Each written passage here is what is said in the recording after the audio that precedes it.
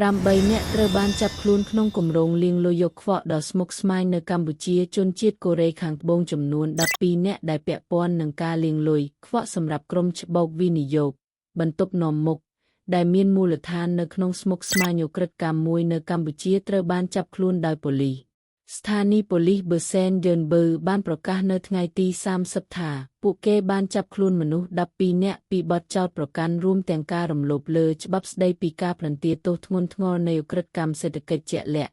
ហើយក្នុងចំណោមពួកគេ8នាក់រួមទាំងលោកត្រូវបានបញ្ជូនទៅឲ្យការដើម្បីឃុំខ្លួន4នាក់ដែលនៅសល់រួមទាំងលោកដោយត្រូវបានបញ្ជូនទៅឲ្យការដោយគ្មានការឃុំខ្លួនលោកនិងអ្នកផ្សេងទៀតត្រូវបានសង្ស័យថាបានផ្ដល់គណនីធនាគារคล้ายៗនឹងគណនីរូបីបានគ្រីបតូរយៈពេល3ខែដោយចាប់ផ្ដើមកាលពីខែមីនាឆ្នាំមុននៅ Prince Compound នៅកម្ពុជាដែលអនុញ្ញាតឲ្យក្រុមច្បូកភាគហ៊ុននាំមុខ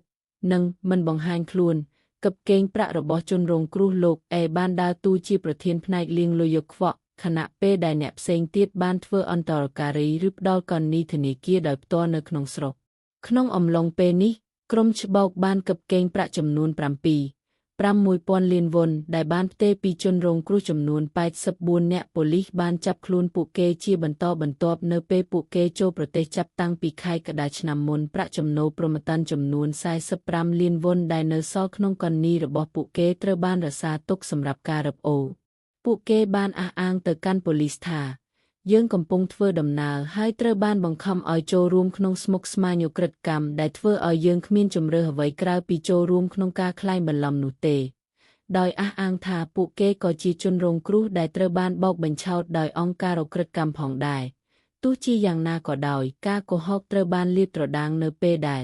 ស្គ្រីបសម្រាប់សេចក្តីថ្លែងការណ៍របស់ប៉ូលីសត្រូវបានរកឃើញនៅក្នុងទូរស័ព្ទដៃដែលរឹបអូសបានសេចក្តីថ្លែងការណ៍របស់ពួកគេត្រូវបានរៀបចំទុកជាមុនដើម្បីត្រៀមខ្លួនសម្រាប់ការចាប់ខ្លួនមន្ត្រីប៉ូលីសសំណាក់បាននិយាយថាយើងកំពុងពង្រីកការស៊ើបអង្កេតពាក់ព័ន្ធ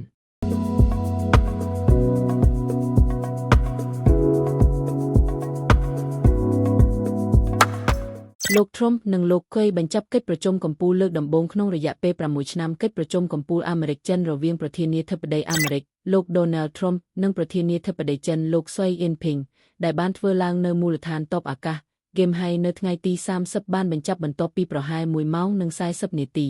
ការចរចាដែលបានចាប់ផ្ដើមនៅម៉ោងប្រហែល 11:07 ព្រឹកបានបញ្ចប់ប្រហែល1ម៉ោងនិង40នាទីក្រោយមកនៅម៉ោងប្រហែល 12:47 រសៀលមេដឹកនាំទាំងពីរបានដើរចេញពីបន្ទប់ប្រជុំក្បែរគ្នាដោយសន្ទនានិងចាប់ដៃគ្នាមួយសន្ទុះនៅច្រាកចូលបន្ទាប់មកលោក Trump ត្រូវបានគេឃើញខ្សឹបប្រាប់អ្វីមួយទៅកាន់ត្រចៀករបស់លោក Quay ដែលលោក Quay បានងក់ក្បាលឆ្លើយតបក្រោយមកក្បួនរថយន្តរបស់លោក Quay បានចេញដំណើរទៅកាន់ Gyeongju ជាមុនសិនលោកប្រធានាធិបតី Trump បានឡើងយន្តហោះប្រធានាធិបតី Air Force One ដែលបានរង់ចាំហើយបានចាប់ផ្ដើមដំណើរត្រឡប់ទៅកាន់សហរដ្ឋអាមេរិកវិញមុនពេលឡើងយន្តហោះលោក Trump បានលើកកណ្ដាប់ដៃរបស់គាត់ដើម្បីសម្គាល់ការបញ្ចប់នៃដំណើរទស្សនកិច្ចរយៈពេល1យប់និង2ថ្ងៃរបស់លោកទៅកាន់ប្រទេសកូរ៉េខាងត្បូងកិច្ចប្រជុំរវាងមេដឹកនាំទាំងពីរនេះគឺជាលើកទី1របស់ពួកគេក្នុងរយៈពេល6ឆ្នាំនិង4ខែបន្ទាប់ពីការជួបគ្នាពីមុនរបស់ពួកគេនៅក្នុងខែមិថុនាឆ្នាំ2019ក្នុងអំឡុងពេលកិច្ចប្រជុំកំពូលក្រុមប្រទេស20នៅទីក្រុងអូសាកាប្រទេសជប៉ុននៅពេលដែលលោក Trump កាន់តំណែងជាប្រធានាធិបតីដំបូងរបស់គាត់